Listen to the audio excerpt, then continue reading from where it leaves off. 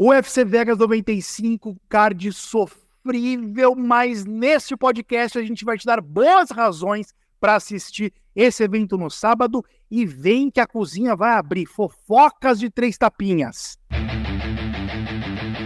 3 tapinhas.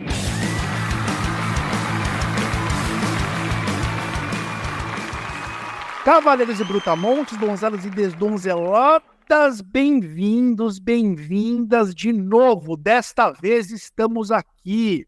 Nós falhamos com vocês quinta-feira passada.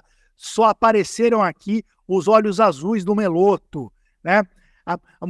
A minha língua branca e os cabelos bagunçados do Barbie não vieram para jogo na quinta-feira passada. Por quê? Por quê? Não vou entrar em detalhes sórdidos. Se vocês ficassem sabendo os reais motivos pelos quais a gente não apareceu aqui, pelo qual o podcast não veio, vocês ficariam enojados. Enojados. Não é o que vocês imaginam. Nego que tá batendo palma pro Meloto aí, engole essas palminhas. Não me obrigue a ser indelicado aqui, tá? Ok. Estamos aqui todos nós agora e eu quero ainda nesse assunto, obviamente, e agora não tô brincando, tô falando sério, na verdade eu tô falando sério o tempo todo, mas agora tô falando mais sério ainda, pedir desculpas, né? Eu me coloco no seu lugar. Eu sigo vários canais do YouTube aqui, e sabe uma coisa que eu vou lembrar? E que eu lembrei que eu ficava quando dava quinta-feira e não entrava o Palpitão no canal Contragolpe, uns anos atrás. Eu sigo o Palpitão no canal Contragolpe há anos, desde que começou com o Zé Luiz, com o Zé Luiz não, com o Zé Augusto, do canal Nocaute. Começou com ele fazendo isso. E eu sempre achei o máximo esse quadro. Quando atrasava, eu ficava puto. Às vezes não entrava nem na sexta, só no sábado. Eu cheguei lá e reclamar. Então, eu entendo quem ficou frustrado e chateado, é um vacilo mesmo, peço desculpas, você tem razão, e eu posso dizer que a gente vai se esforçar muito para fazer com que isso não tenha chance de acontecer de novo, tá bom? Fizemos um checklist aqui de boas práticas para evitar, foi puramente problema técnico, para evitar que isso aconteça de novo. O podcast ele foi gravado e ele não foi ao ar, foi isso que aconteceu. Mas, vamos lá, porque chegamos no UFC 95, que, cara, que tá vamos falar, pergunta capciosa pro Barbie já vai falar sobre ele. Aliás, Barbie, olha a risada do malvado aí, não vou perder muito tempo. O que tá acontecendo com esse card e o que tá acontecendo com o UFC? Minha pergunta para você é o seguinte, você concorda, que a gente tava aqui em off, descascando o card, né? Pelo menos eu e você, que o card tá fraco. Só que, cara, qual que é a solução para isso? É não ter evento todo sábado? Porque isso ocorre, um card fraco, porque o UFC tem mais de 600 atletas sob contrato. Pô, não dá para colocar a Adesanya e Duplessis todo evento. Então, qual seria a alternativa para isso, Barbie? Bem-vindo, capitão. Senhoras e senhores, soldados e soldadas, eu não se perante seu capitão, pois eu vos trago a verdade. E o que eu vou te dizer é que, tipo assim, essa abundância de eventos não é uma coisa nova. Tem anos e anos que o UFC faz evento praticamente toda semana, mas é a primeira vez, e isso aqui eu falo já acompanhando o UFC há mais de 10 anos, é a primeira vez que eu vejo o produto tão ruim. Eu estava comentando aqui com vocês, aqui em off, e eu vou falar para vocês, queridos ouvintes, soldados do seu capitão, que eu acho que teve umas 5 ou 6 vezes só esse ano que eu vim aqui neste podcast falar, eu acho que esse é o pior card que eu já vi. E isso não é normal. Card ruim sempre teve. Card ruim sempre aconteceu. Mas raras vezes a gente via cards no nível que está acontecendo agora com muita frequência, né? Agora está acontecendo o tempo todo. 2 semanas atrás a gente teve a Amanda Lemos contra a Virna. E cara, beleza, o card pode ter sido bom, o card, tipo assim, as lutas podem ter sido boas, porque os nomes serem fracos não indicam que as lutas vão ser ruins, porque o que faz a luta ser boa é competitividade. Mas a questão é como que esses eventos estão acontecendo muito próximos um do outro. A impressão que dá, e isso aqui que é o grande problema, o UFC, nesse negócio de contratar todo mundo que tá ganhando uma luta do Contender Series, se colocou um monte de gente no evento que não deveria estar lá. E aí você vê com os cards de 2018, pô, eu tinha até aberto o negócio aqui, e todos os cards pelo menos tinham, assim, uma luta principal muito chamativa. Você pegava a Fight Night que tinha Justin Gaethje contra Dustin Poirier, você pegava a Fight Night que tinha Fabrício Verdun contra Alexander Volkov, de main event, sabe? E aí você vai comparar com Sergey Spivak versus Marcin Tybura 2, porque, tipo assim, quem queria ver essa revanche? Quem pediu essa revanche? E essa é a luta principal do card. Então, se você me pergunta a solução, o UFC pode ter muitos atletas, só que o negócio é que a forma que eles estão contratando atletas atualmente é só através do Contender Series. E aí tem muitos atletas de alto nível que estão optando por ir para os outros eventos, porque quando você luta no Contender Series, você é instantaneamente acorrentado a esse contrato de 12 mil para aparecer e 12 mil se você ganhar. E, cara, tem muitos atletas de alto nível que não precisam dessa porcaria. Sabe, eles podem ir para o One, podem ir para o PFL, ganhar muito mais dinheiro e são caras muito melhores. Então o UFC se encheu de um monte de mediano, aí eles fazem esses cards. E, cara, vocês sabem, eu adoro card que não tem nome grande, mas eles precisam pelo menos ter caras talentosos, ter caras com potenciais. Agora, você casa uma luta da categoria que é o top 50 contra o outro top 50, ou os dois têm 4 derrotas dentro do UFC nas últimas 6 lutas. Qual que é o apelo dessa luta? Por que que essa luta está acontecendo? É esse aqui que, para mim, que é o grande problema, que isso está acontecendo com muita frequência. Os caras têm um monte de luta que quem ganha não sobe, quem perde não desce. A gente sabe que ninguém vai para lugar nenhum. Barbie, antes do Meloto falar, tem uma única coisa que eu discordo de você, que eu preciso só pontuar. Eu tenho muito medo desses saudosismos, tá? Ah, na minha época. Ah, em 2018. Cara, eu tenho certeza que se a gente for puxar uma capivara dos caras de 2019, 2018, 2017, 2016, vai aparecer uns Spivak versus Tybura. Eu tenho certeza. Certeza. Então, esse é o único ponto que eu acho que sempre foi assim. Sempre teve, de vez em quando, uns eventos. Pode estar tendo um pouco mais, por conta da safra, da qualidade do momento, talvez. Mas eu tenho certeza que se a gente for pulsar, a gente vai ver uns eventos ali de nomes que você vai olhar e falar, não, olha aqui esses dois. Mas é a pergunta que eu te faço, mas quem eram esses dois em 2017? E de repente o Spivak vira um grande lutador daqui a 3 anos também. E aí você vai olhar para trás desse evento e ele tá... Entende o meu ponto? Então é só essa desconfiança que eu faço. Eu não acho que tá necessariamente uma coisa muito pior do que já foi. Eu acho que esse é um problema um pouco recorrente, eu concordo com você. Um evento muito pouco atrativo, e olha quem está falando isso, somos eu e você, fãs de luta, né? Eu mais hardcore que a média, você mais hardcore do que eu. E a gente está reclamando do evento. E agora, só que você não respondeu a minha pergunta, cara. Qual que é a solução? Antes de voltar a palavra para você, porque essa pergunta capciosa tá dando o que falar. Meloto, você quer falar alguma coisa? Salve. Então, eu acho que o nível, ele aumentou com o tempo. Pra mim é uma coisa bem clara, inclusive, né? Porque a gente tinha lutadores no passado que não eram tão completos, eram unidimensionais. Eu já vi evento pay-per-view aí muito ruim, comparado com alguns Fight Nights de hoje em dia. Então, o nível eu acho que aumentou, né? E a quantidade desses lutadores aumentou muito. Hoje você tem aí lutadores fora do ranking que poderia ser campeão há um tempo atrás aí, que tem nível para isso. A questão é que os nomes, né, a quantidade, aí você não consegue conseguir acompanhar todos os nomes e aí você fica perdido, você não sabe se o cara é bom, se o cara é ruim, porque é muita gente, né? E aí, cara, acontece isso. Mas eu acho que o nível aumentou com o tempo. Cavaleiros e Brutamontes, Donzelas e Desdonzeladas, quando eu falo que somos o melhor podcast da internet é por conta disso.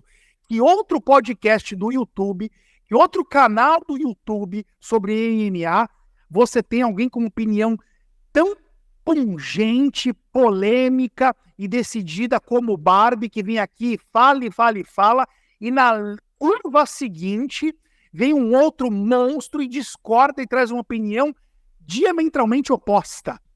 Isso é os Três Tapinhas. Igor Meloto, a Wikipédia do MMA, João Menegali Barbie, o maior analista de lutas deste esporte. A gente não fala coisas aqui para te agradar. A gente não está aqui para ficar concordando um com o outro. Meloto trouxe uma outra opinião e, cara, que me tocou.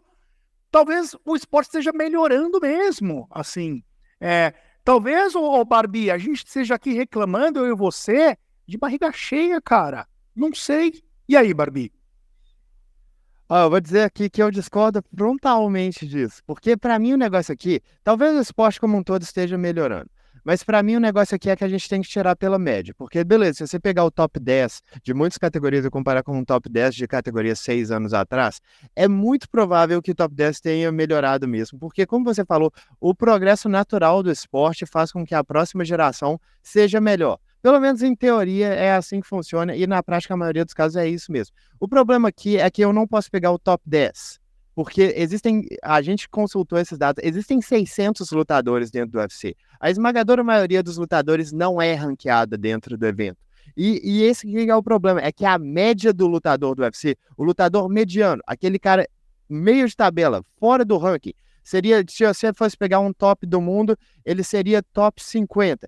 Esse cara, ele não é mais tão bom quanto ele era, porque o método de seleção do UFC piorou, com esse negócio do Contender Series que eu tava falando. E respondendo a pergunta capciosa aqui, eu acho que aqui é realmente um processo, porque o que me aparenta é que o UFC simplesmente não tá mais dando valor a pegar os melhores prospectos do mundo, sabe? Ele não tá dando valor a ir atrás desses caras que estão se destacando em eventos melhores, porque eles querem fazer esses caras passarem pelo Contender Series.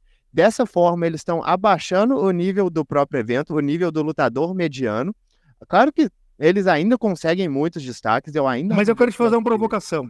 Fala. Eu quero te fazer uma provocação. Fala, pai.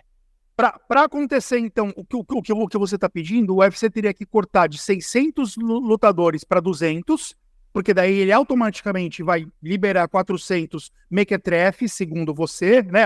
Enfim, estou falando aqui, mas você está entendendo, né? Vai qualificar, corta de 600 para 200 e não tem lutador suficiente para fazer evento todo sábado. Você se incomodaria com isso ou você aceitaria isso?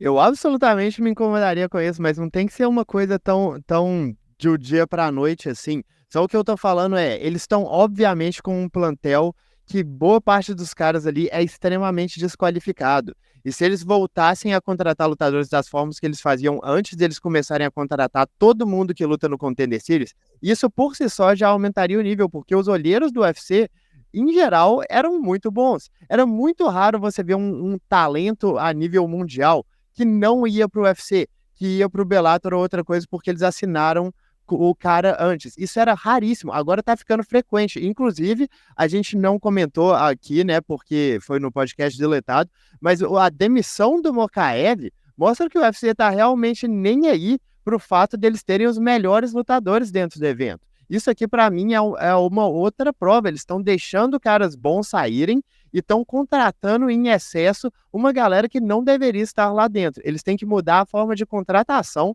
Isso aqui é com o tempo, mas esse negócio do Contender Series coloca 5 lutas entre caras regionais. Quem ganhar tá contratado. Pô, isso aqui não tem nenhum critério de seleção. Confia nos olheiros do UFC, igual eles faziam antes, que valia mais a pena. Eu só quero complementar uma coisa, que eu disse que, no geral, as coisas melhoraram, mas eu quero deixar claro que nos pesados, em algumas categorias específicas, como peso pesado e o meio pesado, aí o nível acho que deu uma decaída com o tempo mesmo. Você não tem mais a quantidade de grandes nomes, de lutadores que você, sabe, parava mesmo assim, nossa, né, ex-campeões, isso aí deu uma diminuída mesmo. Mas eu discordo do Barbie com relação à quantidade de talentos que tem no geral, assim. Eu acho que o UFC hoje, o top 50 do UFC, hoje venceria, por exemplo, talvez um top 10 da antiguidade, de antigamente. E eu também não sei se o mundo é recheado de lutadores tão excepcionais à disposição quanto o Barbie imagina, ou sonha, ou desejaria. 600 lutadores, talvez, cara, alguns sejam um pouco... É normal você ter níveis e ter alguns mais abaixo mesmo. Não sei. Eu acho que é um assunto para a gente até expandir em edições futuras do podcast com outros analistas aqui, com os analistas aqui. Imagina que o André Bittencourt teria para falar disso, o Felipe Pacheco, o Tanuri, o Léo Salles. Pode ser legal a gente um dia voltar a tocar nesse assunto. Queria aproveitar e dizer o seguinte: mesmo com um evento ruim, você tem que dar o like nesse vídeo, tá? O evento é ruim, o nosso podcast não. A gente tá tentando salvar ele aqui pra você. Inclusive, a pergunta capciosa pro Meloto, que vai vir agora, ainda não, malvado, cala a boca, ainda não. A pergunta capciosa pro Meloto daqui a pouco é pra você, pro Tamonte desdonzelada. A resposta é a resposta que você quer ouvir para poder sentar em frente ao sofá neste sábado. Então, dê o like, vire inscrito se ainda não é, a inscrição é fundamental pra gente. E, Meloto, agora sim, deixa o malvado. Seguinte, cara, a gente se acena bem, né? Mais uma. Você tá se convencendo de que ele isso pra frente. Então, por favor, dê 5 boas ações. Pro Cavaleiro e pra Donzela, que não discutindo, assistiu de cabo a rabo o UFC 95, Pedro 95 sábado. O primeiro motivo, pra mim, aqui nós temos uma luta de elite de pesos pesados, que mais distribui o Spirit. Olha, se os dois magrados, vocês estão com a posição de é elite dos postos, pesos pesados, 2 top 10, provavelmente venceria nomes grandiosos do passado, contra o Dudu. São lutas pragmáticos, vocês fazem base, mas fazem base bem feito. Eu acho que vai ter carregada ali, tem mais história dos dois, o último venceu o meu confronto, então vamos supor, o Spirit evoluiu de bem, um cara jovem, a nova geração, ele dá pra dizer assim, vai pegar muito tempo, então vai ser capaz de fazer e já passa por essa relevante. Dois, eu não é que chega agora, tá esperando uma vitória do cara que deu anteriormente. Número 2, Danny Barlow, uma das maiores promessas que eu vi nos meio-médios dos últimos anos, lutador invicto, poder de nocaute absurdo, mãos muito rápidas, quero ver do que ele é capaz, vai lutar contra um estreante, na estreia dele lutou muito bem, então quero ver ele. Lutou com o braço quebrado ainda na estreia. Jonathan Diniz, terceiro motivo, brasileiro Jonathan Diniz, ex-kickboxer do Glory, lutou entre os melhores lutadores do mundo do kickboxing, tem muito talento, quero ver se ele tem uma boa defesa de queda, ele vai ser muito bem testado agora contra o Carl Williams, lutaça, quero ver essa combinação de estilos entre os dois. Quarto motivo, Chris Gutierrez contra o Kang Lee, estreante o Lee, substituindo aí o adversário anterior do Gutierrez, e quero ver do que esse Lee é capaz, invicto, nocauteador, ia lutar no Contender Series, e o Chris Gutierrez é um excelente lutador também. O número 5, o Yosef Zalal, mais uma joia, estou me baseando aqui pelas joias que esse evento promete. Yosef Zalal, segunda passagem dele no UFC, na primeira mostrou muito talento, acabou sendo derrotado em algumas decisões polêmicas, retornou, acabou de vencer o Billy Quarantillo, quero ver também do que ele é capaz, se ele vai evoluir, ele vai mostrar as expectativas que eu tinha no início, se ele vai cumprir agora. Olha aí, Meloto calou a boca de João Menegali Barbie, deixou o Barbie babando para assistir esse evento agora, FC Vegas no 95, depois dessa inserção aí. Ô Barbie, já que você tá doido para falar, fala, mas já vamos olhar no retrovisor aqui pro UFC Abu Dhabi e já traz também o teu espinho na garganta do UFC Abu Dhabi, meu amigo, vai lá. Meu Zalal está de volta. Mas o meu espinho na garganta pro UFC que rolou agora é o Cory Sandhagen, a performance dele. Isso aqui também foi uma coisa que infelizmente não foi veiculada porque o podcast passado não foi pra frente. Mas o que eu tinha falado é que o Cory ter aceitado essa luta contra o Mar foi uma coisa que me deixou revoltado. O Mar estava literalmente pegando estreante até a última luta. O Cory é top 2 da categoria e aceitou pegar esse cara. Tipo, o Mar entrou no top 10 como ranqueado por cotas, bicho. É por nome de família, é por nepotismo. E, tipo, isso aqui não tem nada a ver com o talento dele, só para constar. Mas é impossível, ou pelo menos deveria ser, você entrar no top 10 de uma categoria sem bater alguém do ranking. E o Mar nunca tinha batido alguém do ranking. E aí o Cory Sandhagen, top 2 da categoria, foi lá, aceitou a luta, e é uma luta dificílima. Tipo assim, pelo amor de Deus, sempre foi uma luta dificílima, pegando o maior prospecto da categoria quando você tá na cara do gol, dando um passaço para trás, e aí o desgraçado foi derrotado daquela forma. E por que eu falo daquela forma? É porque tem uma coisa que tá meio que polemizando, assim, entre os analistas, que é a ideia que todo atleta que vai pro Trevor Whitman acaba perdendo muitos recursos dele, porque o Trevor faz questão de deixar todos os atletas como sendo peritos tecnicamente, no sentido de tipo assim, eu quero que você priorize a defesa, eu quero que você toque seu adversário uma vez por minuto, mas que não seja tocado. Então ele pega caras que trabalham muito bem com volume e transforma eles em lutadores de distância. Tipo assim, o Cory sempre foi um cara de volume e ele ficou 3 rounds, meio que medindo a distância contra o Mar, atacando às vezes com alguns chutes baixos, com alguns jabs. E tipo assim, o lance pra mim é que o Cory já quase se deu mal tantas vezes, e se deu mal tantas vezes por decisões ruins, polêmicas, que eu achei meio surreal ele deixar tantos rounds serem decididos por um jogar de moeda, sabe? Ainda mais contra um cara como o Mar, que, tipo assim, o Mar tem os golpes mais chamativos, ele tem os golpes que mais impressionam os juízes, mesmo que ele não tenha uma defesa tão coerente também não tem uma precisão tão boa. Ele tinha o dedo no gatilho. Toda vez que o Corey tentava alguma coisa, o Mar respondia a ele. E isso fica bom para os juízes. Quantidade de golpes acertados, cara, ao longo de 4 rounds, foi parelhíssimo. Foi lá, cara, eu vou te dizer que se você quiser pontuar essa luta para qualquer um deles, eu acho que é uma coisa perfeitamente justificável. O que eu fiquei bravo é como que o Corey estava deixando todos esses rounds serem parelhos. Ele só foi realmente tentar pisar no acelerador e fazer alguma coisa no 4º round. E o 4º round foi onde aconteceram muitas coisas. O Umar também performou muito bem, vale constar aqui. Ele teve uma performance excelente, surreal até, eu diria, considerando a subida de nível. Mas eu só fiquei com aquela sensação que, tipo, pô, mas você demorou 3 rounds, Corey, para tentar fazer alguma coisa mais que deixar na mão dos juízes. Isso aqui me incomodou profundamente. Bom, o meu espinho na garganta com relação a esse evento do UFC Abu Dhabi também diz respeito a essa luta, mas com relação à pontuação da luta, e aí, né, para variar, ainda bem que existe 3 tapinhas, ainda bem que eu tenho isso aqui, cara, esse microfone aqui, que para variar eu tô sozinho, você é a primeira pessoa que eu vou ouvir falando isso sou eu mesmo quando eu for ouvir o podcast depois. Porque, vamos lá, Carlão Barreto e Demian Maia na transmissão soltaram aspas do tipo: rounds 1 e 2 claros para Corey. O Demian chegou a falar que as bolsas de apostas estavam torcendo para o Umar quando estavam dando ele como favorito. E aí o evento, a luta acaba, e a gente vê os vídeos, os nossos... Eu sou chatinho, né? Eu venho aqui toda vez reclamar. É que, cara, assim, eu ouvi alguns em outros podcasts e tudo, as pessoas dizendo coisas do tipo 50-45 foi roubo, pontuação lá em Abu Dhabi é roubo. Eu quero perguntar uma coisa para você que assistiu a luta. Existe algum dos 5 rounds completamente claro para o Corey Sandhagen? Indiscutivelmente que tem que ser garfaram o Corey Sandhagen naquele round. Existe.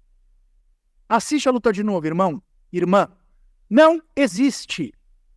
50-45 Mar, cabe. Vitória para o Corey Sandhagen 3-2, cabe também.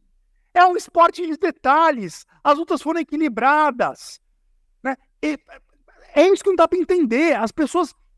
Cara, não é uma conta tão difícil de fazer. Como que você fala que... Eu ouvi gente dizer que 4-1 pro Umar cabe, 5-0 não. Qual round, então? Que é esse que é impossível? Porque um dos juízes que deram 4-1 deu o primeiro round pro Corey. O outro juiz que deu 4-1 deu o segundo round pro Corey. Olha aí a prova.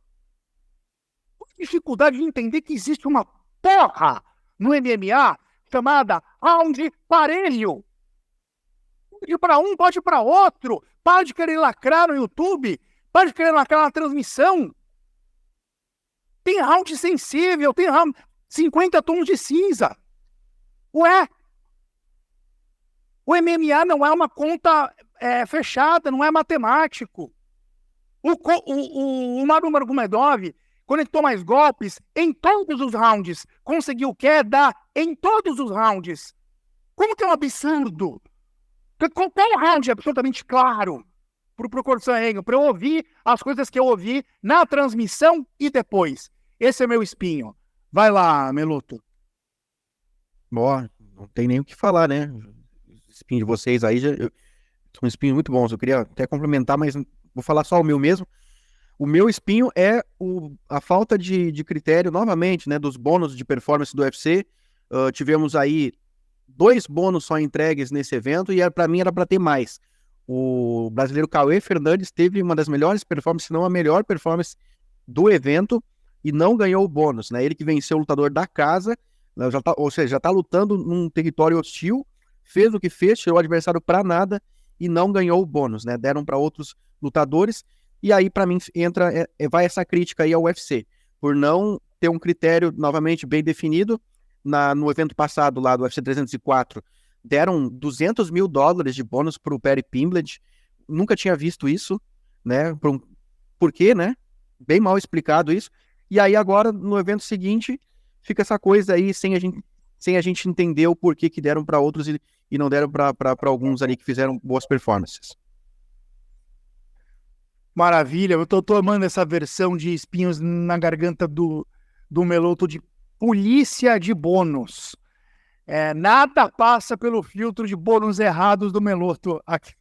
Só que fique claro, eu sei que eles às vezes dão por fora debaixo dos panos, né? Eles dão aqueles bônus discricionários, mas eu acho que isso aí tem que vir a público. Esses bônus tem que vir a público para os outros lutadores que vão lutar no próximo card. Já sabe, se eu performar bem, se eu tiver uma performance daquela, eu vou ganhar o bônus.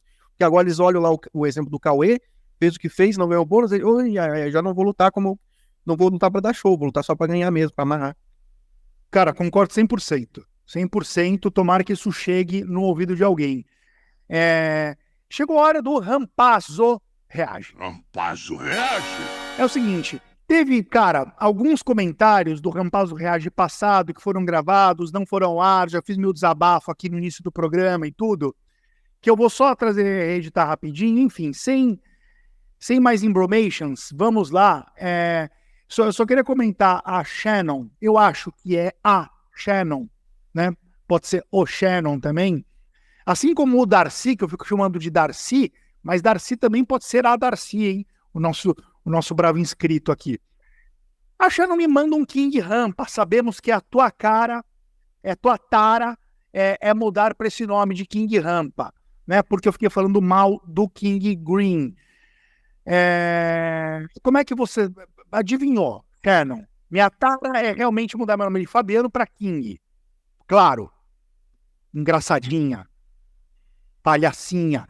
E depois teve um comentário muito legal, eu vou encurtar aqui o jeito que eu reagi, do Bernardo Apostas, em que ele fala, né, falou assim, cara, esse negócio de humildade é chato pra cacete, coisa de fã médio brasileiro.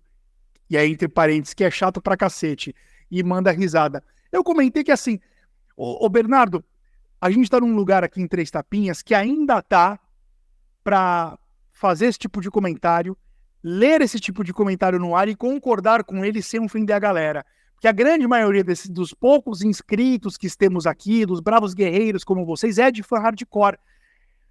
Porque a gente tem pouco inscritos, poucos mais fiéis, o tempo todo comentando, dando like, o engajamento é bom aqui, né? Mas essa média do fã brasileiro, que é super pachequinho com tudo e tal, ainda não chegou aqui. E quer a má notícia, Bernardo? A gente quer esses caras, a gente quer essa galera, primeiro porque a gente não quer viver numa bolha só de fã hardcore. Vamos ouvir também o que os outros têm a dizer, né? Opiniões contrárias sempre provocam alguma transformação na gente. A gente adora estar certo o tempo todo, né? Claro. Mas é bom ouvir de vez em quando um contraditório, até do fã brasileiro, até do fã que é chato. E o outro lado também, para não ser hipócrita, é um dia ter inscritos aqui suficiente para pagar as nossas contas, né? A gente quer atingir essa galera, esse fã médio. Mas por enquanto, Cavaleiros e Brutamontes, Donzelas e Desdonzeladas, você que está ouvindo aqui, nós três nesse momento, pertence a a bolha Três Tapinhas. A gente é mais cri-cri, mais exigente mesmo. Eu nunca vi um comentário super pacheco aqui. Se tiver, você, fã médio brasileiro, chato pra cacete, por favor, apareça. Vem aqui reclamar da gente. Como assim tá falando mal do Poitin? Pode vir falar aqui que a gente estamos ansiosos por você. Obrigado, Bernardo. Inclusive, o Bernardo tem um canal no YouTube, um perfil no Instagram muito bacana. Quem não segue o cara, dá uma moral pra ele lá, porque é um conteúdo muito legal. Bernardo Apostas. E pra finalizar, aí sim, um comentário no vídeo do Meloto, né? O Meloto foi lá, gravou sozinho e tudo. Tem só rapidinho aqui o nosso chapa, né? O nosso fã de hardcore também, o Diego Caveira, que de vez em quando aparece aqui. Tudo indica que a invencibilidade do Chara acaba nesse sábado, kkk. Dessa vez o Meloto acertou. Dessa vez, porque foi o palpite do Meloto no campo minado, mas dessa vez o Chara venceu. Só que o Meloto vai pagar mico atrasado aqui daqui a pouco. Ele acertou dessa vez, mas errou no outro. Vai pagar mico atrasado. Teve também, né, o Newton da Silva Júnior. Estaremos aqui na próxima semana, igual todas as semanas. E o Darcy, ou a Darcy, eu acho que é o, mas me corrija aí, tapas Michel Pereira na cara do capitão e do Rampa. Com relação ao Newton, obrigado pela fidelidade, né? Como eu falei, um fã hardcore. E você, Darcy, você ouviu o começo do programa, né? Eu não vou ser indelicado aqui, eu não vou expor as pessoas. Só digo que eu não tenho que receber tapa nenhum. Ok? Não vou expor as pessoas. Clima tenso em 3 tapinhas. Ih, cadê o empate? Meloto, vamos seguir então aqui. O UFC Vegas 95, esse super evento. Você convenceu a gente que é um super evento. Tibura versus Spivak. Não posso perder. Que horas começa o card principal e qual a primeira luta, Melo? Bom, o card principal previsto para começar às 20 horas no horário de Brasília. E segundo o site do UFC, nesse momento, diante de tantas lesões, eles atualizaram, hein? Um elogio aí para eles. Primeira luta, Toshiomi Kazama contra Charalampos Grigorio. Chapolin Colorado contra o japonês. E aí? Confronto pelo peso galo entre dois... Aqui eu dou razão pro Barbie, são lutadores aqui com muita pouca expectativa em torno deles. Tá mais aí pra cota mesmo, para os japoneses. Num card principal. Isso, realmente, não mereciam estar ali. Mas também nem sempre é por méritos, né? Fazem as coisas ali pelo que a ESPN determina. E na sequência, Melo? Depois, Iana Santos, voltando aí contra a Chelsea Chandler. Peso galo feminino, 2 ranqueadas, não estão em boa fase. Pelo menos a Iana Santos, né, vem de 2 derrotas. A Chandler até ganhou a última luta dela, mas também não é uma lutadora de muito prestígio aí, né? Pode valer prêmio pra Iana. E as mulheres dando uma salvadinha nesse card aí, porque com exceção da luta principal, Tibura e Spivak, os únicos ranqueados do card são 4 mulheres. Uma delas está no card preliminar, a gente vai falar daqui a pouco. Na sequência, Meloto, Damon Jackson contra o Shep Mariscal. Temos o Shep Mariscal aí bem favorito, né? Pois é, o Damon Jackson tá na finaleira da carreira, né? Deu um último suspiro aí contra o Alexander Hernandes. E o Mariscal é um lutador da nova geração, se movimenta muito bem, se eu não me engano, campeão mundial de Muay Thai, e tá aí, tá indo bem no UFC. E a próxima luta, comenta. A próxima vem o meu garoto, né? O Barbie costuma dizer que ele tem os garotos dele, eu também tenho os meus, e o Danny Barlow é um deles, pra mim, futuro top 15 aí da divisão dos meio médios, muito rápido, muito explosivo, nocauteador, envergadura grande pra categoria, vai enfrentar um estreante que tá pegando a luta de última hora, não me chamou a atenção pelo que fez fora do UFC, mas vamos ver do que ele é capaz, né? Que é o Nikolai Veretetchkinov. Nome estranho, né? O Barbie tem os meus garotos, eu também tenho os meus.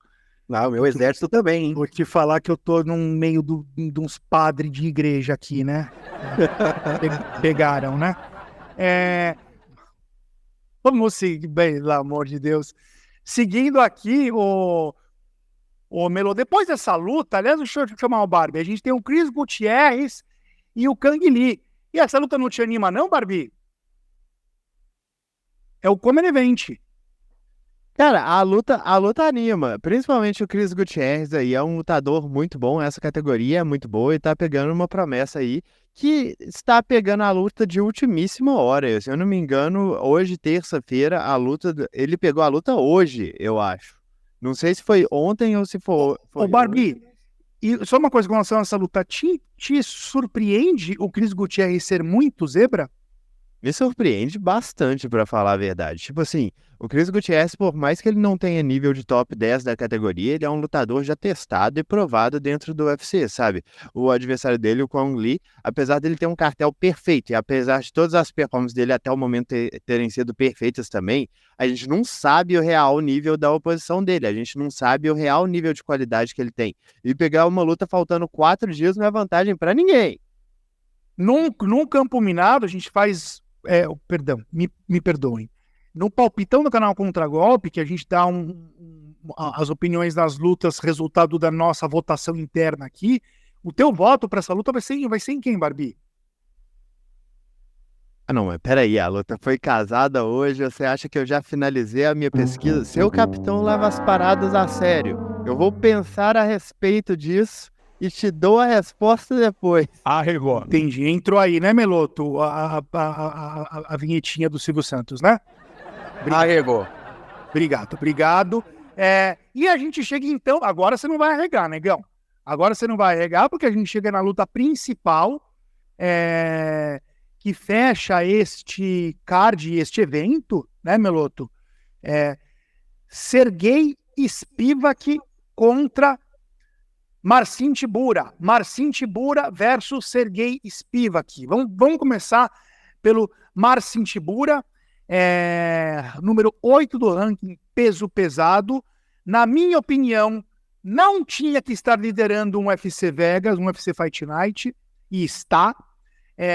E quais armas este homem acima do peso traz para sair com os braços erguidos ao final do combate? Então, vamos falar aqui de Marcin Tybura, um cara que já tá no UFC há tanto tempo que eu nem me lembro mais quando que ele entrou. Mas assim, esse cara entrou no top 10, já saiu do top 10, já entrou de novo. Ele é um cara, eu vou dizer assim, o nível de performance dele é pelo menos consistente. Não é uma qualidade alta, mas existe uma consistência aqui. A última luta dele venceu o Taito Iwasa, foi uma clássica performance do Tybura, que ele mostrou muita resiliência, tomou alguns golpes, eventualmente conseguiu uma queda e mostrou uma diferença de nível muito grande no solo, que era meio que a expectativa. Mas o jogo do Tybura, no geral, ele é um cara que, tipo, ele tem o grappling, mas ele prefere ficar trocando. Ele entra em quedas, assim, ocasionalmente, pelo menos uma vez, assim, por round, mas ele é um cara que gosta da trocação. Igual eu falei, ele é resiliente, ele tem um jab decente, tem um boxe ali baseado mais em combinações que funciona.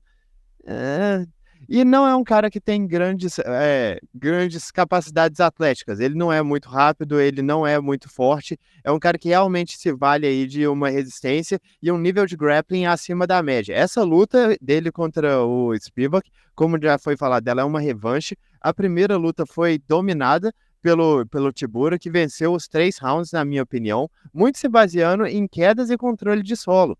Eu vou falar mais a respeito disso na conclusão, mas só que muito dessa luta aqui, o que é interessante é porque é entre 2 grapplers.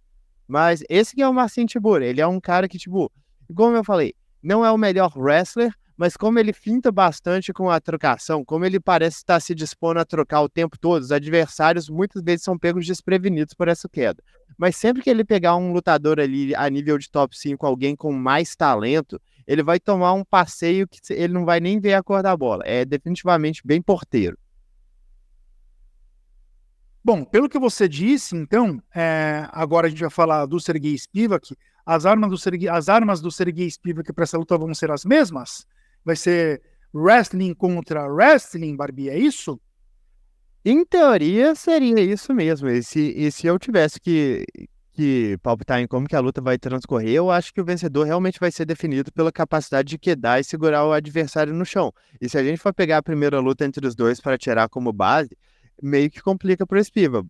Mas o que eu vou falar aqui é que o Spivak é de longe o lutador mais novo entre os dois. Existem 10 anos de diferença entre eles. Um tem 29 anos de idade, o outro tem 39. Quando eles se enfrentaram a primeira vez, um tinha 24, o outro tinha 34. Quer dizer, um ainda não tinha chegado no auge teórico, aí, o auge teórico físico, e o outro estava exatamente nele. O Spivak, desde então, acumulou muitas vitórias dentro do evento, só perdeu para Tom Aspinall e Cyril Gane, que são respectivamente o número 1 e o número 2 dessa categoria no momento. Então, não é grande demérito, apesar que a forma que ele perdeu essas lutas, passeio, tipo assim, fenomenal, não viu nem a cor da bola, é uma coisa que deixa meio a desejar. Mas nas outras lutas dele, vencendo caras como Derek Lewis, Augusto Sakai, Greg Hardy, ele conseguiu, no total, nessas 3 lutas, 15 quedas. Sabe? É um cara que tem uma variedade muito grande de quedas e ele tem um grappling bem acima da média para a categoria dos pesados. Eu acho que eu tinha mais expectativa em como que ele ia se desenvolver, porque até o momento ele realmente não parece ter desenvolvido a trocação dele da forma que eu esperava. Ele não tem nem boas armas para manter a distância, porém ele tem um grappling muito bom para essa categoria. E quando eu digo para essa categoria, eu tenho realmente que ressaltar isso, porque pegando um bom grappler, eu acho que ele não tem o mesmo nível de dominância. Mas caindo por cima, eu acho difícil ver ele perdendo essa posição ou perdendo a iniciativa. É um cara que conecta quedas muito bem. E quando ele não consegue uma, ele já tem outras tentativas. Contra o Derek Lewis, muito que aconteceu era isso. O Lewis conseguia se levantar e era inevitavelmente levado para o chão de novo com uma queda diferente. Quando ele pega no clinch, ele tem várias formas diferentes de levar a luta para o chão e é um cara bem insistente nesse tipo de coisa. Eu gosto bastante do Spivak, mesmo que ele não tenha se desenvolvido da forma que eu esperava. Bom, Barbie, você já meio que antecipou um pouco aí sobre o encaixe, né? Vou pedir só para você, então, trazer algo a mais que você queria falar sobre o encaixe dos dois e, na sequência, o palpite. Só antes do palpite, me responda só uma coisinha. Você não vê a menor possibilidade da gente ter momentos de trocação nessa luta? Eu acho que a gente vai ter momentos de trocação nessa luta, sim, até porque são dois caras que, tipo, eles... Às vezes o Spivak entra direto pra quedar, mas não é muito o jogo dele. Os dois são caras que gostam de trocar um pouco, sabe? Em especial o Tibura. E eu acho que o Tibura, sendo o cara mais forte fisicamente entre os dois, ele é menor, ele é menos longo do que o Spivak, por uma de vantagem mínima, assim. Mas o cara mais troncudo entre os dois, eu acho que a parte de wrestling possivelmente vai favorecer ele um pouco. Aqui é uma questão que a gente está esperando também a idade bater. E a gente sabe que idade nos pesos pesados é uma coisa que potencialmente demora bastante a bater, mas o Tibura já está com quase 40 anos de idade, sabe? Eventualmente, isso vai ter que pegar ele. E eu acho que na primeira luta entre os dois, igual eu falei, o Spivak não tinha a maturidade física que ele tem hoje. Eu acho que mesmo que eu tenha dado essa vantagem pro Tibura em termos de wrestling, é principalmente uma questão do centro de gravidade dele, mas eu acho que o Spivak é tranquilamente o cara mais versátil em termos de queda aqui nessa luta. Então eu acho que ele tomando a iniciativa da queda, mesmo que ele não consiga um sucesso simples, ele vai conseguir emendar outras quedas e conseguir quedar essa luta e controlar ela no chão. Qual que é o problema dessa luta para mim? É que eu acho que ela pode ser muito chata. Eu acho que ela pode ser muito um confronto de amarrar, porque são dois grapplers que eu acho que se anulam em termos de potencial de finalização, um tentando conseguir uma queda para cima do outro, e o que conseguir, muito provavelmente vai valorizar muito a posição, sabe? A primeira luta foi mais ou menos assim, e eu tô lembrando também da luta do Spivak contra o Oleinik, que acabou se desenrolando da mesma forma. Então, grapplers nos pesados, acaba que os confrontos gerados são esses. A luta vai para o chão, o que está por cima não consegue desenvolver o jogo e o que está por baixo não consegue se levantar. O meu palpite aqui está indo no Spivak, que eu acho que é a questão de juventude, acho que é a questão do desenvolvimento físico dele que vai contar, e também a maior versatilidade nas quedas que ele tem. Eu não tenho muitas expectativas para essa luta, eu acho que ela vai ser definida, tipo, no detalhe de quem vai conseguir a queda primeiro. Excelente, Barbie. Palpite no Spivak, então. Algo me diz que vamos estar em uníssono aí no palpitão no canal Contragolpe, né, Meloto? Ou Exato. Você vai de Spivak também, né? Exatamente. Então, dessa vez a gente fechou. E, Barbie, só expandindo, você tá postando numa luta chata, a gente lá no palpitão a gente vai de Spivak por pontos? Cara, eu tô pensando em ir por pontos. Eu acho bem complicado imaginar um deles finalizando o outro e os dois não são realmente nocauteadores. Eu acho complicado ver essa luta terminar pela via rápida, mesmo sendo confronto entre pesados. Muito bem, pessoal, já compartilhou o link do YouTube no grupinho do Telegram, do WhatsApp, da vovó Jurema, da ex-namorada. Manda, por favor, é importante. 3, 4, 5 pessoas novas que a gente atinge faz a diferença pra gente. A gente tá nesse lugar ainda, né? É um jogo dos centavos. Cada passinho conta. E prosseguindo aqui, Meloto, bom, você que está mega empolgado com este evento, o que você tem para contar para a gente aí no Conta Meloto? Não tô mega empolgado, mas eu não menosprezo nenhum evento. Bom, Tá mega empolgado. Tá mega também não é empolgado, assim. sim. Também não é assim. Mas eu me empolgo até com luta de barata. Vamos lá.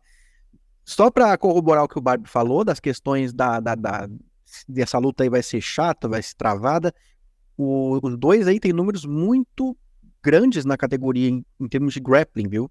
O Spivak tem 27 quedas na história do UFC e esse é o terceiro maior número da história dos pesados, atrás só do Curtis Blades e do Caim Velasquez. O Spivak completou 64,3% dessas tentativas de queda na categoria, e é o melhor índice atual da categoria. Ele tem a maior taxa de precisão das quedas que ele tenta hoje, no atual plantel, nos pesados. E o Tibura defende 79,4% das tentativas de quedas que tentam contra ele, que é a melhor taxa dos lutadores ativos na categoria. Então, só para corroborar aí o que o Barbie falou, né? Trouxe essas informações, mas a notícia, assim, que eu quero trazer, que envolve, não é que envolve esse evento, mas envolve essa categoria, porque a gente sabe que vai ter o Contender Series, começando na semana que vem, eu queria falar do Contender Series. Para quem não sabe aí, a principal peneira de lutadores que o UFC contrata vem desse evento, Dana White Contender Series, que começa dia 13 de agosto e vai até o dia 15 de outubro. São 10 semanas de eventos toda semana, toda terça-feira, né? Vai ter aí talentos que o UFC busca de vários eventos, destaques, que vão lutar por um contrato. E a gente tem 4 pesos, olha só, notícia ruim, viu? Só 4 pesos pesados até o momento que vão atuar lá. Ou seja, não vai renovar muito essa categoria, que já não tá enchendo tanto os olhos. Desses 4 pesos pesados, 2 são brasileiros. É o Lucas Camacho e o Hugo Cunha. E no geral, a gente tem 11 brasileiros nesse Contender Series aí, por enquanto. Pode ser que tenha mais com o tempo. Que além desses 2 que eu falei, o Bruno Lopes, o Ícaro Brito, o Marco Túlio, o Igor Cavalcante, o Jordan Santos, o Rafael Cerqueira, a Nicole Cagliari, o Vanilton Antunes e o Kemuel Ottoni. Para quem não sabe, o Kemuel já venceu o Alex Poatan no passado aí, né, no Jungle Fight, faz muito tempo, né, antes do Poatan, inclusive, lutar no Glory, e vai lutar pela categoria dos pesos leves, o Ottoni. E além do Ottoni, além dele, né, que venceu o Poatan, a gente vai ter o Artem Varitov, né, o kickboxer de elite do Glory, ganhou do Poatan no Glory, perdeu também, né, eles lutaram 2 vezes ali. Então, mais um nome aí, esse é russo, né, pra quem não sabe, vai estar atuando no Contender Series, começa terça-feira que vem. E uma luta que eu quero destacar aqui, pra encerrar, uma luta que eu quero dizer aqui, ó, que lutaça, esses 2 têm que ser contratados, inclusive os 2, o Wan Tu-Hu e o Lonier Kavanagh. Galera, 2 pesos moscas que vão dar o que falar no futuro. Uma pena que de repente um deles fica pelo caminho, mas acho que depois retorna, depois vai ser contratado de novo, igual o Diego Lopes, aquela vez que lutou no Contender, perdeu pro João Anderson Tubarão e voltou depois. Muito bem, Meloto. Muito bem, obrigado. Cara, vamos voltar para o UFC Vegas 95 aqui então. E que horas começa o evento, o card preliminar, né? 2 brasileiras inaugurando aí? Então, no site do UFC está previsto para começar às 17 horas. Só que são só 4 lutas. Então, eu suspeito que de repente vão colocar para cima esse horário. A primeira luta lá, segundo o site, é entre a Stephanie Luciano, a Stephanie Rondinha, contra a Thalita Alencar. Duelo entre 2 pesos palhas. Uma revanche, inclusive. Deu empate na primeira luta entre elas, no Contender. Aí as 2 foram contratadas. A Stephanie não lutou mais desde então. E a Thalita, pra quem não sabe, uma multicampeã mundial de jiu-jitsu, depois da Mackenzie Dern, talvez ela seja a melhor nesse quesito no UFC. Vai estar fazendo aí a segunda luta dela no UFC, ela venceu a estreia numa decisão dividida. E aí, pessoal, quem leva essa luta?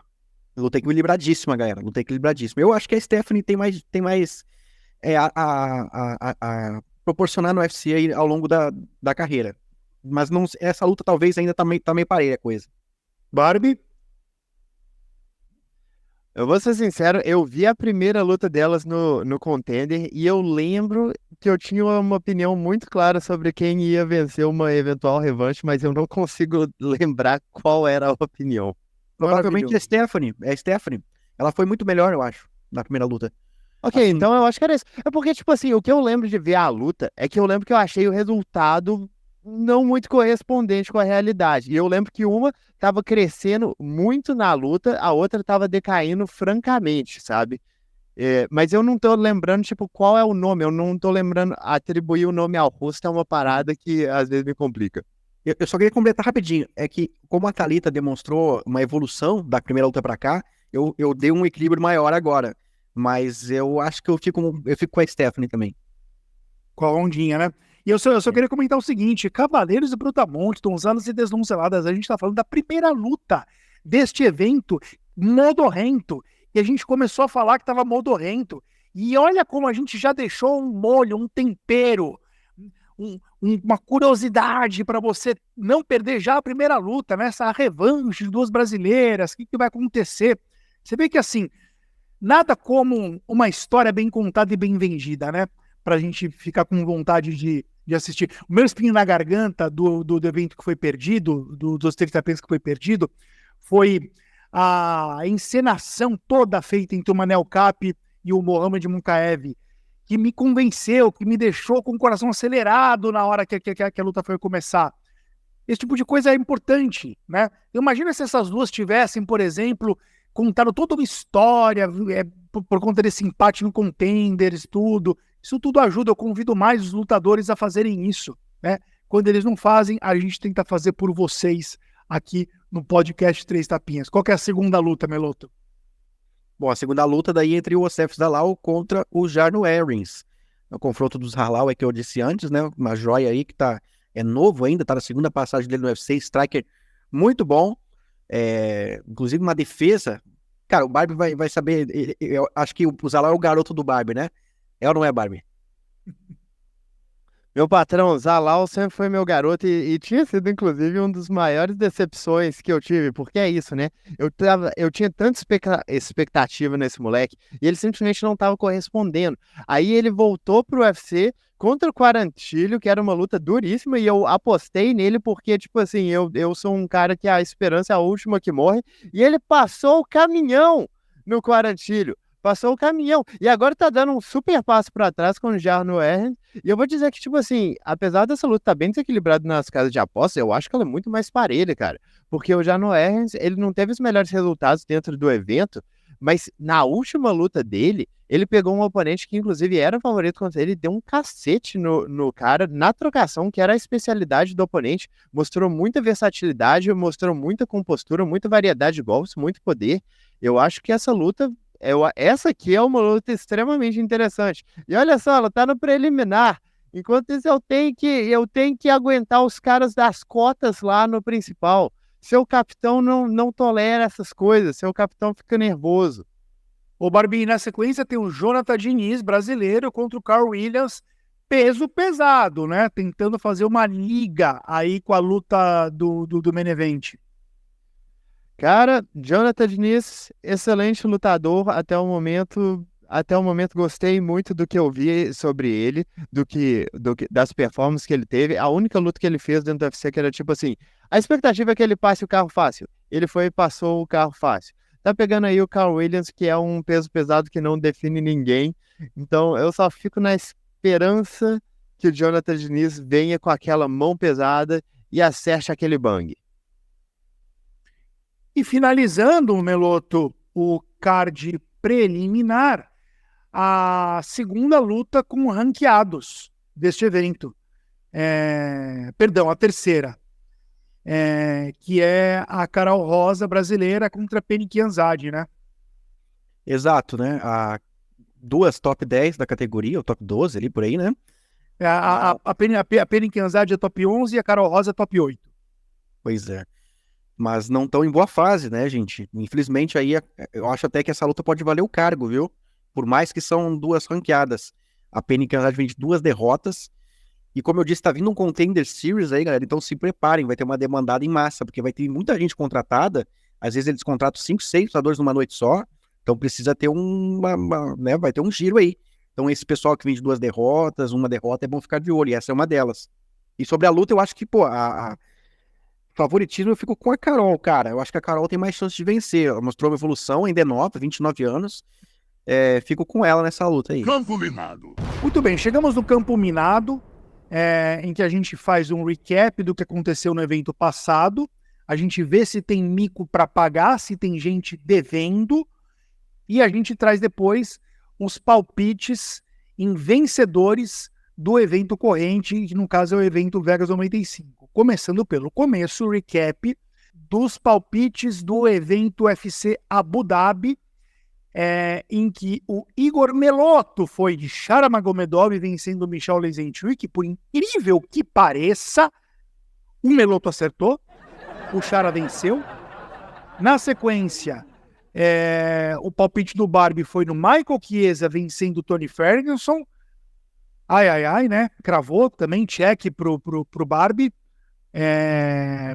Putz, enfim. Se eu tinha alguma dúvida quanto ao Tony Ferguson se aposentar ou não, e eu tinha, não tenho mais depois dessa derrota. E eu, que nunca erro, não vou ficar repetindo aqui, porque tá chato mesmo, Kamil Sengaziev vencendo Donteio Meis, Sengaziev mesmo sem gás, ganhou por pontos. Né? Porque é isso, o que eu falo acontece, simples assim.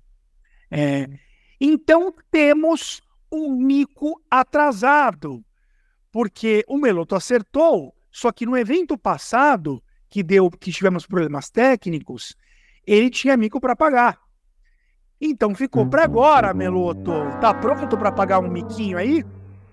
Pô, tem que estar, né, galera? De novo, meu Deus. Barbie, escolhe o mico do Melotto, por favor. Ô, Melotto, você fica chorando demais. Você vai, erra, e aí depois você chora que erra. Aí você vai, erra, e depois você chora que erra. Então o seu mico, você vai imitar um bebê pra mim, seu chorão. Bom, imita um nenê pedindo desculpas por ficar errando toda hora aqui pros nossos inscritos. Já disse pra eles não irem na minha. Não, o Melotto é pra imitar um nenê, não um idoso, não um velho. Pô, cara, De nenê. eu nunca imitei um nenê na vida, velho. Esses lutadores aí eles só perdem. O nenê não é tão articulado assim, o nenê não fala, é um português casto. Pô, meu, o nenê vira Gugu Dadá, João Edwards, Gugu Dadá. O finalzinho melhorou. O finalzinho valeu. Muito bom, muito bom. Melotto, por favor, continue errando, porque quando você manda bem na imitação é maravilhoso. Quando você manda mal na imitação é mais maravilhoso ainda. Então, por favor, continue errando. O Melotto tá indo. Vamos lá, dessa vez eu fui o primeiro. Campo Minado, o UFC Vegas 95, Tibur Spivak. Rampazzo foi de José Mariscal vencendo Damon Jackson. Em segundo lugar, Melotto foi de Danny Barlow vencendo Nikolai Varetnikov. Vamos torcer pro Varetnikov, porque eu quero mais um mico inusitado semana que vem. E o Barbie foi, claro, o garotinho dele, né? Youssef Zalal vencendo o Jarro Hermes. Tá correto aí, pessoal? Os palpites são esses mesmos? Tá correto, o meu tá correto. É isso aí. Tá corretíssimo, eu só queria dar um salve aqui porque eu falei o tanto que a luta era arriscada e eu fui no cara no campo minado, mas a luta que eu fui no campo minado foi cancelada, hein? Então, o que eu posso fazer? O que você pode fazer? Eu digo o que você pode fazer. Você foi no maior favorito que sobrou do card. Meu amigo, você acha que eu olho bolsa de aposta? Deixa eu te dizer o que você faz com a sua bolsa de aposta. você imprime toda a página, você faz um rolo com essa página e aí você coloca... Meu Deus do céu. Quer pagar de que tá se arriscando? Foi no grande favorito da noite, ô Meloto, pela segunda vez seguida. Falcatrua. Mas vamos lá. Seguindo aqui. Só lembrando, tá? Que esses palpites, não deu tempo de anotar. O Rampazzo foi de José Mariscal, mas o Meloto foi do quê? Calma. Você pode voltar aqui no YouTube e rever, mas lá no Instagram, @3tapinhas, toda quinta-feira sobe, fica por 24 horas nos stories, um print de tela ali que você consegue olhar com os nossos palpites do Campo Minado toda semana. É só conferir lá, tá bom? Meloto, antes da gente encerrar, chega aí com o baú do Meloto. Qual que é o baú do Meloto dessa vez? Bom, o baú dessa semana, então, vai contar aqui, já que a gente está falando de uma categoria de pesos pesados aí na luta principal desse evento, vamos listar os maiores campeões da categoria na história, em ordem de vitórias valendo título conquistadas, né? Todas as vezes que os lutadores lutaram uma luta que valia o cinturão e ganharam essa luta, seja no UFC ou no Pride, valendo o cinturão linear, interino ou do Grand Prix, no caso do Pride, né? Então, começando incluindo defesas de cinturão. Sim, tanto a conquista quanto a defesa de cinturão e quanto a reconquista também, depois que ele perdeu o cinturão, né? Então vamos lá. Começando aqui pelos que têm mais títulos, mais vitórias valendo o título. Randy Couture e Stipe Miocic, empatado, os dois com 6 vitórias valendo o título mundial. Depois, com 5 vitórias valendo o título mundial, Fedor Emelianenko empatado com Tim Sylvia. A seguir, Caim Velasquez com 4 vitórias valendo o título. Na sequência, com 3 vitórias, Andrei Arlovski, Minotauro e Brock Lesnar.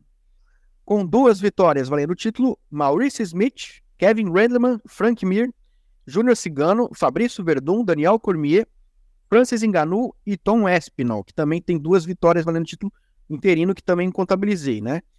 Aí, com 1 vitória valendo o título, Mark Coleman, Bas Rutten, Josh Barnett, Rico Rodrigues, Shane Carwin, Cyril Gane e o John Jones, que é o último cara a ter feito isso.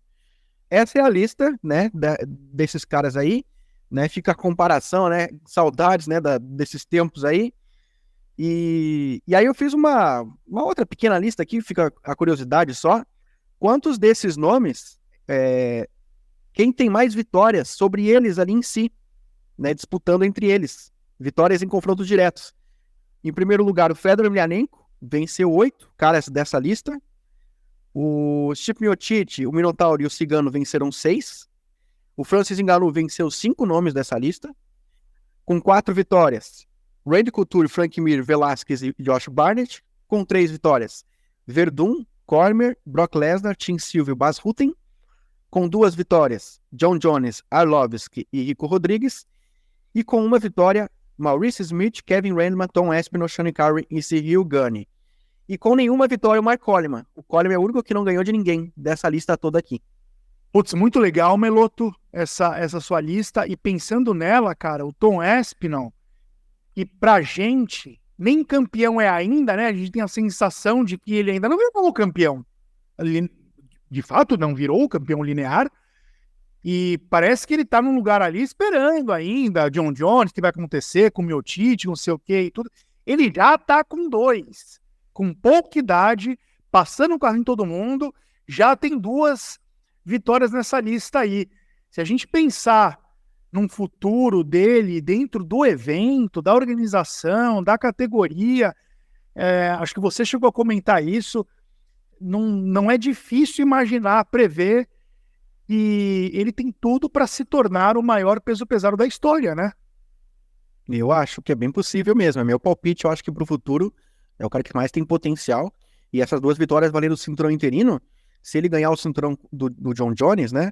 Ou até mesmo não ganhando do John Jones, ele apenas sendo promovido como campeão, a gente vai olhar para essas 2 vitórias pelo cinturão interino como vitórias reais mesmo. Ele vai estar enfrentando a mesma galera ali. Vai, de repente, uma revanche com o Curtis Blades lá ali na frente.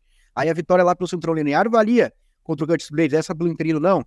Sabe? Então fica essa sensação de que essas vitórias que ele tá tendo são justas, deveriam ser contabilizadas mesmo. Muito legal, cara. Meus amores, estamos chegando ao final de mais uma edição de Três Tapinhas, o podcast menos humilde da internet brasileira. E, como sempre, a gente chega dando tapa em alguém em algum lugar. Ô, Barbie, qual é o teu e aonde? Cara, o meu tapa aqui eu mudei nesse instante, porque eu ia só falar de como que o Umar foi bem na luta dele, mas eu resolvi dar um tapa na cara do Dana White, porque ele deu uma declaração ontem que ele tava falando que, o que vocês estão me questionando a respeito do Tom Aspinall? Eu lembrei disso com o Meloto falando, porque o Dana falou, o Tom Aspinall não merece nada ainda. Ele é o campeão interino. Ele, inclusive, já defendeu o cinturão mais vezes do que o campeão atual, e você tá falando que ele não merece nada? Qual que é o valor do cinturão interino? Careca infeliz. É isso, ele é o grande recordista de tapas na cara deste podcast. Parabéns, Dana White, mais um pra conta. Vagabundo! Bom, o meu tapa de despedida ele vai ser duplo. Um deles vai ser no Dana White, vai ser o segundo. Eu já vou dar. E eu acho até que o Dana White é o recordista de tapa na cara pro Barbie, porque ele catalisa também tudo que é no evento, a gente manda pro Dana White, né? Ele pode estar levando uns tapas injustos aí, mas como CEO, como um principal nome do evento, paciência, né? Eu não sei se a culpa é exatamente dele, assim, mas a gente não tem informação tão precisa de bastidores. Mas antes de dar meu tapa na cara do Dana White, que vai ser polêmico, meu tapa nele vai ser polêmico, eu vou dar um tapa mais polêmico ainda, que é na minha própria cara. Meu tapa na cara, vai na cara. Meu primeiro tapa na cara vai na cara do Rampaz. Aqui, ó. Vou fazer mais um com mais barulho, ó. Ai, caralho. Corta essa porra, meu, que doeu. Não, por que eu tô dando... Não. Por que eu tô dando tapa na minha cara? Pra pedir desculpas, pra vir na Jandiroba no ar, e dizer o seguinte, eu fiz aqui toda uma mise-en-scène pedindo para ela entrar com a música do Chico e do João do Vale, Carcará e tudo, sem saber que ela já tinha entrado em lutas anteriores. É verdade que isso não invalida o meu espinho na garganta do podcast retrasado, porque na principal luta da vida dela, que foi um main event contra Amanda Lemos, ela entrou com outra música e perdeu essa oportunidade, que a música é perfeita para ela. Então, ainda que eu soubesse, tivesse visto ali, eu teria ido puxar a orelha e falar, pô, Virna, por que você entrou com Queen? Por que ele entrou com Carcará?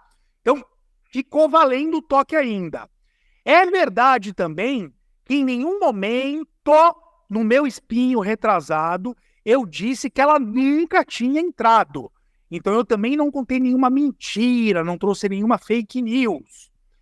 Mas, por fim, é verdade também que eu não sabia que ela tinha entrado antes. Rampaz, você nunca viu uma luta da vida? Claro que eu vi, e vi mesmo. Já vi a Virna vencer, já vi a Virna perder. Eu com certeza não vi ela entrar no octógono. Devo ter ido ao banheiro, estourar a pipoca, pegar a pizza do iFood que chegou, fazer alguma coisa quando ela estava entrando. Ficar, às vezes, em site de aposta aqui, que às vezes eu tiro o som na entrada e fico olhando, conversando no grupo de WhatsApp com o Meloto, com o Barbie, enfim, eu nunca vi ela entrando, tá? Então, essa minha culpa precisa ser dita, e aí quem deu esse toque, inclusive, pra gente, pra mim, lá no Instagram do Três Tapinhas, foi o André Azevedo, agradeço o Andrezão por ter, não é nem me lembrado, é me contado, eu não sabia, tá? Então, obrigado, André. Parabéns, Virna, porque já conheci a música, desculpa porque eu não sabia disso, mas então é sempre com meu voto é esse, né? A escolha é tua, a música é tua, a carreira é tua, a entrada é tua, isso também precisa ser dito, né? Meu voto é com aquela música, minha irmã, meu Deus, você foi agraciada. E no segundo tapa, vai na cara do Dana White, né? Enfim, não sei se é dele, mas é do UFC, porque, cara, vamos lá. Assim, estão cogitando, né, casar, ao que tudo indica, tem grandes chances de casarem Alex Poitin e Jan Blachowicz pela disputa do cinturão meio pesado. Se essa luta acontecer, eu não quero que nenhum brasileiro mais cite a furada de olho e de fila que o Ronaldo Jacaré tomou sem citar depois essa. Não dá mais para falar que o Ronaldo Jacaré tomou um bypass sem citar Magomed Ankalaev. Se isso acontecer de uma injustiça tremenda e cabal, não importa se você odeia o Ankalaev, se você ouviu falar coisas dele que fez você não gostar dele, se você é contra russo por princípio, se você não gosta de wrestler, não existe ele fazer uma luta com o Rakic essa altura do campeonato, e essa luta já está casada. Não existe o Poatan pegar o Jan Blachowicz, que é um cara que vem. A última... Eu tomei nota aqui, cara. Barbie e Meloto, Cavalheiro e Brutamontes. A última vitória na bola do Jan Blachowicz foi em março de 2021. A gente está entrando em agosto, setembro de 2024. A última vitória na bola do Jan Blachowicz foi contra o Adesanya em março de 2021. Depois disso, ele tem uma vitória contra o Rakic, que ele estava sendo amassado, perdendo, teve uma contusão, o Rakic, e teve um empate que ele perdeu e foi beneficiado por pontos ali, tudo, ele tá perdendo também. E esse cara vai ganhar um title shot?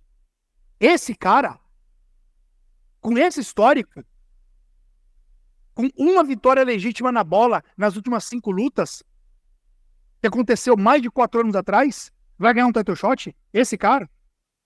O UFC enlouqueceu? Enlouqueceu? É papo de se essa luta for casada, eu vou confessar uma coisa pra vocês aqui.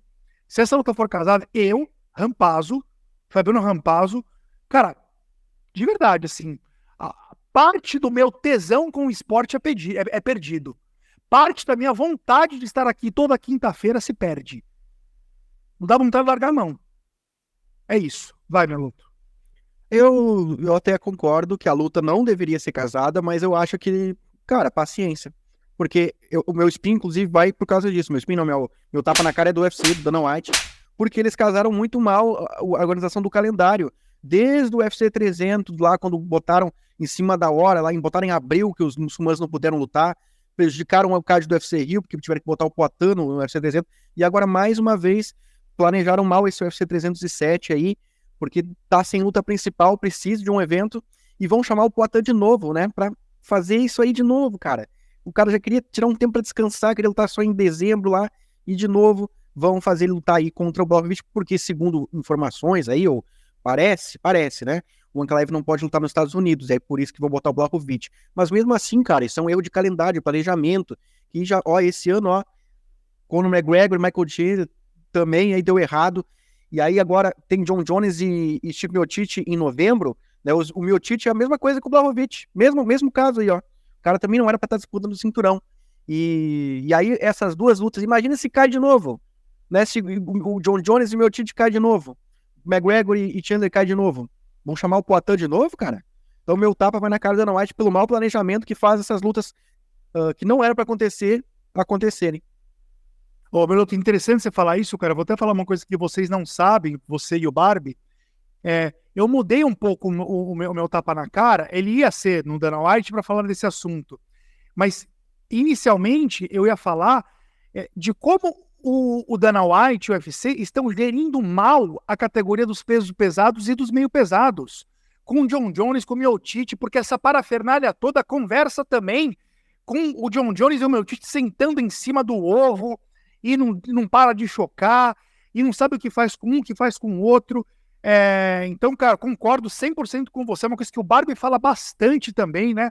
Como os matchmakers têm mandado mal aqui, qual a dificuldade, cara? Qual que é a dificuldade? Como tem errado com frequência nisso, lambança atrás de lambança, a ponto de chegar nisso. Isso é uma coisa grave, pessoal, porque, cara, por enquanto o UFC nada de braçada, né? Não tem um concorrente à altura, é papo de 80%, 85% de market share, é muita coisa, é um monopólio quase, é capaz até dessa discussão eclodir nos Estados Unidos em algum momento, porque o monopólio é crime. Mas, Cara, você começa a fazer esse tipo de coisa, você começa a afetar a marca. Eu tô dizendo aqui, a minha vontade, se essa luta for que a minha vontade de continuar vendo os eventos, diminui. Fica com cara de cartas marcadas, perde o tesão, perde credibilidade, é ruim pra marca. Agora, pro Poatan, é mais uma defesa de cinturão aí, né, de bandeja, né? Os números dele, os recordes dele vão aumentar aí com essa vitória que não estava prevista, né? Quem é fã do Poatan mesmo, sei lá se vai reclamar tanto assim, talvez não deveria, né? Não sei se bandeja, mas que é suposta, potencialmente mais fácil do que o Ankalaev né? É 41 anos, né, gente? Não é mais o mesmo Blachowicz. Luta de 5 rounds, na altitude, em Salt Lake City. Então, barbíssimo, melotíssimo, cavalheiríssimo e donzelíssima, obrigado, peço desculpas mais uma vez pelo ocorrido na quinta-feira passada, não vai acontecer de novo, né? Pelo menos a gente vai se esforçar muito para isso. Obrigado vocês fiéis por estarem aqui, comentem, agradeçam, elogiem, critiquem, xinguem, é só não baixar muito o nível, e se for um xingamentozinho assim leve, até isso eu trago pra cá, e tamo junto, até a próxima quinta, um grande beijo. Presta, filhas!